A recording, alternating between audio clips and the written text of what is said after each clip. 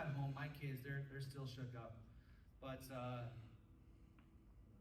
we had an awesome teaching moment. Because we got to open up the Bible and be like, you know, there was possessed people in the Bible, and all those demons, they're still here today. You know,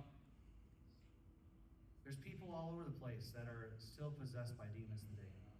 And so it was awesome for my kids, my two oldest, to see that even though we live in the middle of nowhere, we're not sheltered from the spiritual attacks out there.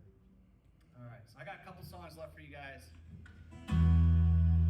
This one I just released the radio 2 weeks ago. It's 2 weeks ago. 2 weeks ago tomorrow. And I haven't got initial reports yet, but chances are, because I'm an independent artist, not many stations are playing it. Of course, Jamie told me that maybe, was it Kinship? Kinship Radio possibly picked it up. But it was distributed over 700 stations across the U.S. and also some in Canada. But typically, independent artists, you get maybe 1% of stations. So if I get 10 stations, I'm gonna be, I will be lucky. I know that sounds like really low, but that's the way the business is. So, give me a second. Now I want to talk about one word with this song, and that word is bullying. Like, when you hear that term, you probably think of kids stealing each other's lunch money on the playground. But you know, bullies don't stop just because you're graduating out of school. Every one of us probably has a bully in our life, or have had a bully in our life. And I know this is true because the amount of suicides every year just keeps going up. The amount of antidepressants and pills that are distributed just keep going through the roof every year. And this is usually what happens. Someone comes along one day and they pick on you for that little freckle on your cheek. Now, it's a little thing, isn't it? So what happens, we kind of brush it off, we go to the bathroom, we look in the mirror, we look at that freckle, and we typically do this. They're full of it. I think it's kind of cute. It's always been there. And we just forget about it. But the days, the weeks, the months go by, and that comment just keeps recirculating in our brain. And all of a sudden, we can't stop looking at it.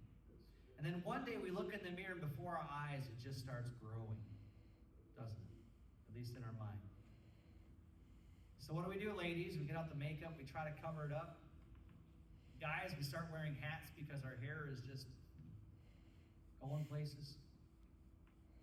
We start feeling so self-insecure out in public. We shy away from people on that side so they won't see.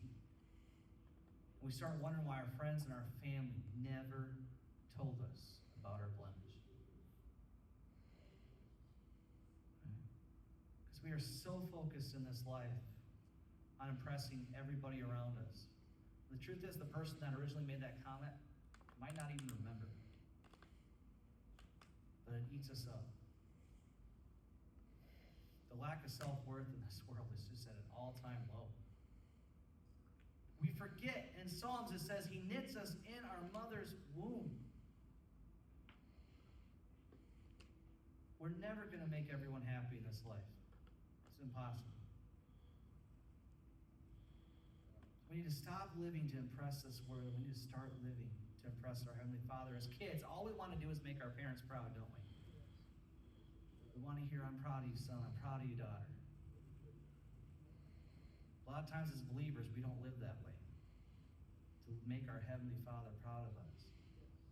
There's always going to be someone in this life that says, you're worthless. But God says, you are priceless. That you are an unrivaled jewel in His eyes. You guys have heard my album, you've heard the song already, like Jamie.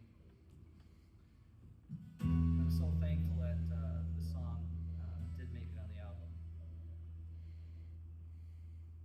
Because not many people are talking about this stuff. They just talk about being happy, but let's get to the root of it. And I wish I could ask a lot of these people that have committed suicide, why? It's usually because someone in their past told them they were worthless.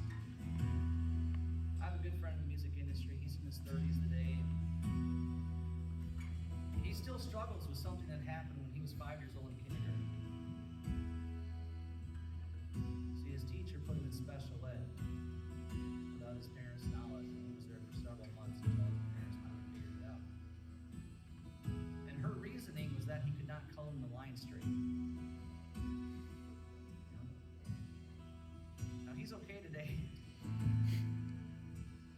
But he still gets choked up just thinking and telling the story. Something so simple. We are very impressionable.